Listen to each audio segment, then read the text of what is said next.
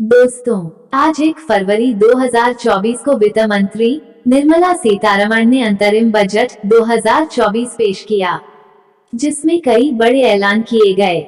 वित्त मंत्री ने आने वाले समय में सरकार की प्राथमिकताओं का लेखा जोखा संसद पटल पर रखा।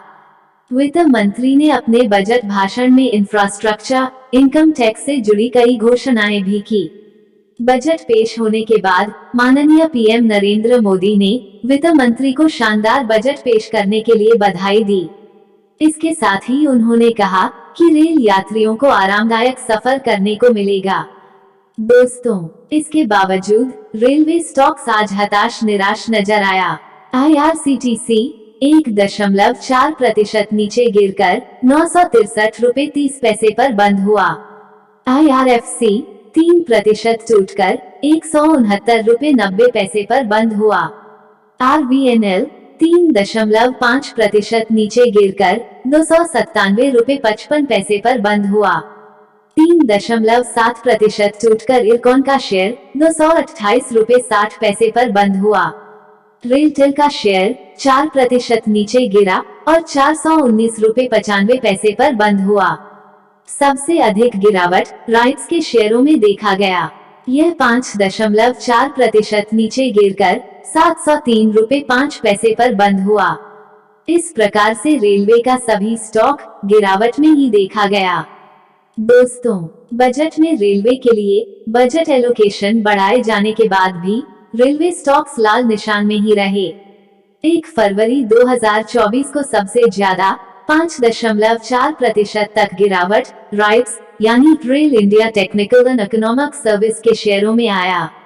दोस्तों, रेलवे के लिए बजट घोषणाओं की बात करें तो वित्त मंत्री निर्मला सीतारमण ने अंतरिम बजट में ऐलान किया कि 3 प्रमुख आर्थिक रेल कॉरिडोर, जिसमें पहला ऊर्जा, खनिज एवं सीमेंट कॉरिडोर, दूसरा पोर्ट कनेक्टिविटी कॉरिडोर और तीसरा हाई ट्रैफिक डेंसिटी कॉरिडोर कार्यक्रम एग्जीक्यूट किए जाएंगे। मल्टी मॉडल कनेक्टिविटी को संभव बनाने के लिए प्रधानमंत्री गति शक्ति के अंतर्गत इन प्रोजेक्ट्स की पहचान की गई है। इनसे लॉजिस्टिक्स व्यवस्था संबंधी कार्यकुशलता बढ़ेगी और लागत में कमी आएगी। वित्त मंत्री ने कहा कि अधिक यातायात वाले कॉरिडोर्स में भीड़ कम होने से यात्री ट्रेनों के परिचालन में सुधार लाने में भी मदद मिलेगी और यात्री सुरक्षा के साथ साथ यात्रा की रफ्तार बढ़ेगी। दोस्तों, हम कह सकते हैं कि बजट 2024 में रेल यात्रियों को बड़ा तोहफा मिला है। वित्त मंत्री द्वारा ऐलान किया गया है कि यात्रियों की सुविधा, आराम और सुरक्षा बढ़ाने के लिए 40,000 सामान्य रेल डिब्बों को वंदे भारत के तर्ज पर कोच में बदला जाएगा। इससे उन सभी यात्रियों को काफी फायदा होगा जो रेलवे में यात्रा करते हैं। दोस्तों, बहुविध मॉडलों वाली कनेक्टिविटी को संभव बनाने के लिए प्रधानमंत्री गति शक्ति के अंतर्गत जिन परियोजनाओं की पहचान की गई है, इससे इनमें रसद व्यवस्था संबंधी कार्यकुशलता बढ़ेगी और लागत में कमी आएगी।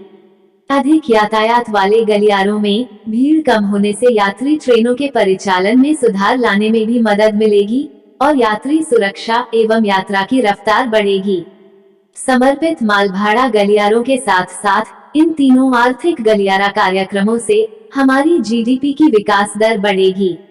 दोस्तों, पिछले वर्ष बजट में रेलवे पर 2.40 लाख करोड़ का पूंजीगत व्यय करने का ऐलान किया गया था, जो कि यह वर्ष 2013-14 में रेलवे पर पूंजीगत व्यय का 9 गुना था।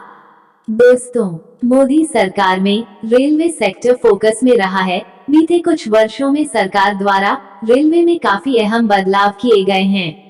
रेलवे स्टेशनों का रिडेवलपमेंट का कार्य किया जा रहा है। साथ ही वंदे भारत जैसी आधुनिक ट्रेनों को सरकार द्वारा शुरू किया गया है। देश में पहली वंदे भारत एक्सप्रेस को दिल्ली से वाराणसी के बीच फरवरी 2019 में शुरू की गई थी।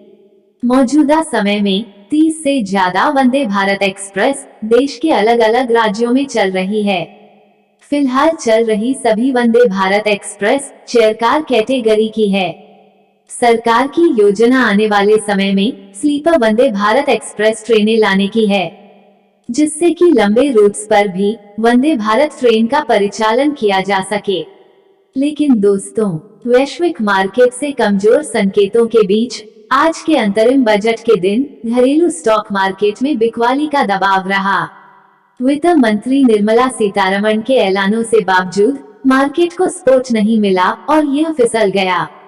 सेंसेक्स के 21 और निफ्टी 50 के 31 शेयरों की गिरावट ने मार्केट पर दबाव डाला। मार्केट की गिरावट में आज बीएसई पर लिस्टेड कंपनियों का मार्केट कैप करीब 35 लाख करोड़ रुपए कम हो गया। यानी निवेशकों की पूंजी आज करीब 35 लाख करोड़ रुपए घटी है। यदि इक्विटी बेंचमार्क इंडेक्सों की बात किया जाए तो सेंसेक्स आज 106.81 पॉइंट यानी 0.15% की गिरावट के साथ 71,645.30 पर और निफ्टी 28.25 पॉइंट यानी 0.13% टूटकर 21,697.45 पर बंद हुआ है। सेक्टर वाइज आज निफ्टी के मीडिया, मेटल, पीएसयू बैंक और रियल्टी को छोड़ बाकी सभी इंडेक्स कमजोर हुए हैं। बैंक निफ्टी 191.85 अंक यानी 0.42% ऊपर चढ़कर 46,188.65 पर बंद हुआ। दोस्तों, वित्त मंत्री ने बजट में कैपिटल एक्सपेंडिचर में 11% की बढ़ोतरी का ऐलान किया, लेकिन यह मार्केट को सपोर्ट नहीं दे पाया। वहीं अमेरिकी फेड ने ऐसे संकेत दिए हैं जिससे मार्च में दरों में कटौती की संभावना नहीं दिख रही है। इसके अलावा बैंकों, एफएमसीजी और ऑटो को छोड़ बाकी सेक्टर के शेयरों से मार्केट को कोई खास सपोर्ट भी नहीं मिला। दोस्तों, आज निवेशकों ने 35,000 करोड़ रुपए गंवा दिए। मार्केट की तेज गिरावट के चलते आज निवेशकों की पूंजी घटी है। एक कारोबारी दिन पहले यानी 31 जनवरी 2024 को बीएसई पर लिस्टेड सभी शेयरों का कुल मार्केट कैप 379.43 लाख करोड़ रुपए था। आज यानी 1 फरवरी 2024 को यह फिसलकर 379.78 लाख करोड़ रुपए पर आ गया। इसका मतलब हुआ कि निवेशकों की पूंजी आज करीब 35,000 करोड़ रुपए घट गई। दोस्तों, हम इसी प्रकार से शेयर बाजार से संबंधित इंफॉर्मेटिव वीडियो के साथ पुनः मिलेंगे। आपसे अनुरोध है कि इस चैनल को सब्सक्राइब कर वीडियो को लाइक, कमेंट एवं शेयर भी अवश्य करेंगे। नमस्कार, जय हिंद।